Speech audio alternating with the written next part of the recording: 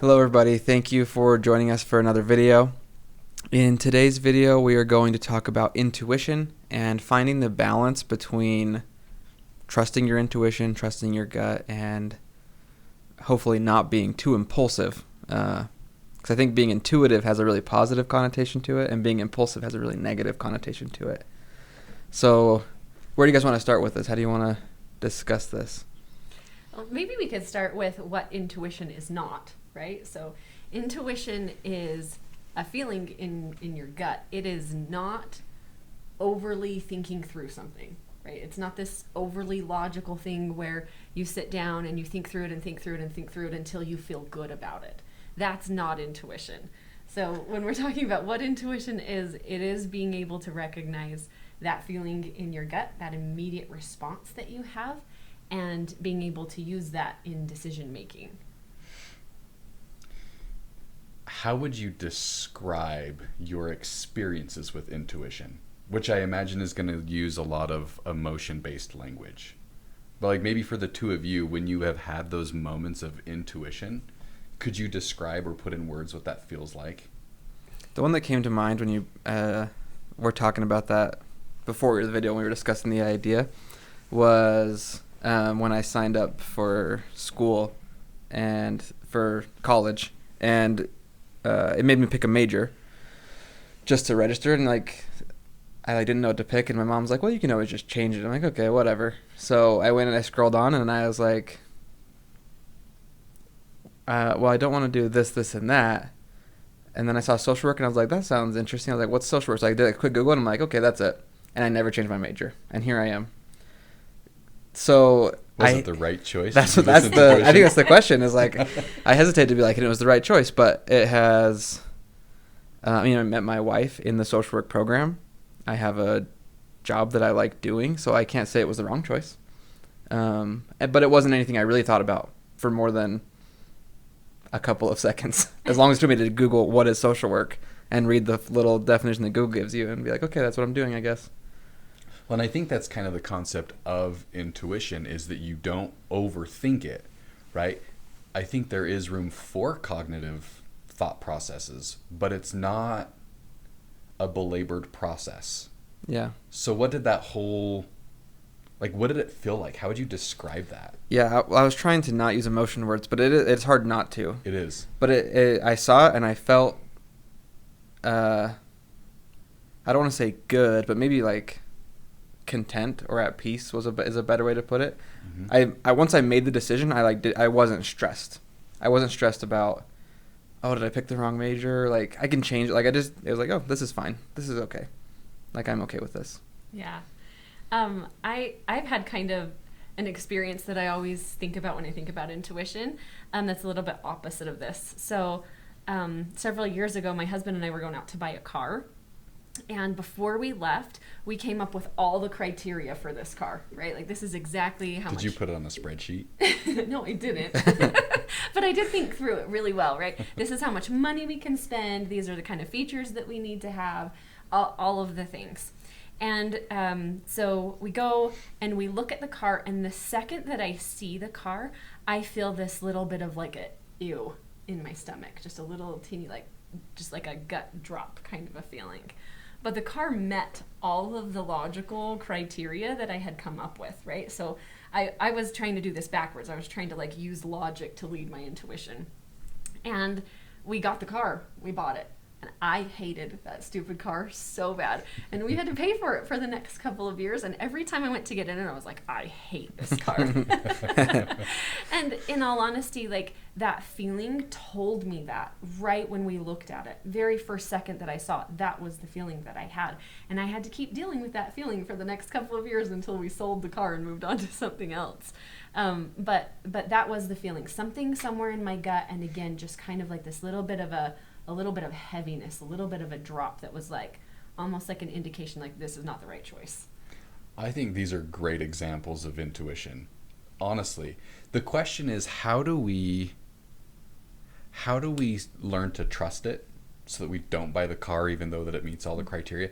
Because I think sometimes we become belabored in information. the more information I have, the better decision making I'm going to have, like the better decision making ability. That might not always be the case, right? Not always true. Yeah, sometimes it's more of a quick snapshot judgment. So how do we, like, if you were going to do some kind of coaching or mindset framing to help people recognize what it actually feels like for them, how would you go about that? And then maybe the second part of that question is, how do you then build on that so that you can do those kinds of intuitive decisions more frequently? Because my worry is that all of us that are anxious are like, well, I'm trusting my gut. And that's not necessarily it either, because then it becomes impulsive, like you mentioned, right? Yeah. Right, or everything feels terrible because we're anxious about all of it, right? Uh-huh. Yeah. I almost wonder, and I don't know if this is the answer, but I wonder if you have to go in, at least at first, with some degree of like blind faith in your intuition and do something, not buy the car, and then like have it be okay. Like join the social work program and go to intro to social work and be like, oh yeah, I like this. And to have like some kind of reinforcement of like, I trusted my gut and it turned out okay. I don't know. There might be a way to get around that part of it, but I feel like that might be like just a necessity, is like you have to just kind of take the leap of faith once, and then hopefully it gets easier after you do that. Well, and you know, as you're saying this, I think too, you can look back over the history of your life and recognize certain times that you made certain decisions and they worked out right or wrong, right? And you'll be able to hopefully make some connections. Hey, when I was faced with this decision, here's the feeling that I had, and then this is how it turned out. So that you can start to recognize a bit of a pattern in your body. Sometimes people feel like our feelings are such a mystery, or intuition is such a mystery, but it's really not. It's a matter of getting used to listening to how your body responds and then recognizing its patterns, right? That drop feeling in my stomach, I know exactly what that is. I've experienced it about 1 billion times. It's not like this creative new thing every time that I have it, right? It happens over and over again. And so if you can look back at your history and do some reflection, hopefully you'll be able to find some times where you can say, this is what the feeling feels like. This is how I know. As I asked you guys that question, I contemplated how I would respond to that, and I think you guys said exactly what I would say. I would probably, step one would be an increased awareness of what intuition feels like for me, right? If it's that moment of ick when I see the car, or that moment of contentment when I'm like, social work's the right thing, right? And I think the way to build awareness is to actually look back at past decisions that I've made and how did I feel when making that decision and what was the outcome. So that builds the awareness piece. The second piece, and this may be a whole nother conversation, is learning to trust when I have those moments and now putting things into action, which for me is the scary part. I think I can get to the intuition okay, but I will constantly belabor with information and then drag my feet. And so it almost becomes the second portion of that is, okay, I had my moment of intuition. Now, Josh, go do it, right? Well, and it's funny you bring that up, because I was just thinking, and maybe I'm way overthinking this, as I tend to do with most things, but like, I wonder if part of the benefit of trusting your gut and following your intuition is just the act of actually doing something, and not like belaboring it, as you said. Like, could I have thought and picked a different major and my life would have been okay? Very possibly. But the fact that I just acted in a way that I felt comfortable with and felt okay doing saved me a lot of stress and a lot of anxiety and a lot of all of those things. And so I wonder if part of the benefit of your intuition is just the act of doing something rather than sitting on your hands. Yeah. You know, it's interesting as I listen to the two of you talk about this, because you both kind of have an opposite perspective, right? Like you feel like you have this moment of intuition and then you just move. And then Josh, you have this moment of intuition and then it's like kind of the brakes, right? Like stopping with all the logical kind of thought. But I'm also probably would consider myself a lot more impulsive than Josh does consider himself. Well, but see, this is what I'm thinking. Maybe the idea is that you need to create a healthy relationship with your intuition, right? You need to figure out what's going to work for you and then just keep following that pattern. So that means when you feel that feeling, what do you need to do? Do you need to slow down a little bit and go, okay, is this impulsive or is this actually intuitive? Or do you need to say, oh, once I have this feeling, that means I need to get moving? But whatever it is, you need to come up with your own kind of relationship with intuition that's going to be useful for you. Because everybody has different tendencies of things that they do, right? I often do what I did with the car. I try to use logic to inform my intuition, like I'm trying to force myself to feel a certain way. And really, I just need to fix that relationship with intuition a little bit. I need to open up the space for it and say, oh, I'm going to let myself have the intuition, let go of control a little bit, but ultimately having a healthy relationship with it. That's what I think is both beautiful and frustrating about the concept of intuition, is I actually think there is no standard. And so this discussion here may be a totally moot point, right? But that's the beauty of it, is that it's individualized to each person. And so the more you can become familiar with it and build your relationship with it, may be totally different than how I do it or Jaden does it or anybody who's listening to this might. And that's the beautiful part about it, is it can be intuitive for you, right? So maybe even like a follow-up question for people to ask themselves is, when I feel that moment of intuition, what is my usual response to it? Do I hold back? Do I jump in too quick? Do I second guess it? What do I do with that? So that then you can decide what you actually want to do with it. It becomes more of a conscious thing than just Sure. leaving it in the subconscious. I like that. Just for fun, I want to get your thoughts on this. This all reminds me of this paper I read by Cormac McCarthy, who has written like fictional books like No Country for Old Men and Blood Meridian and that kind of stuff.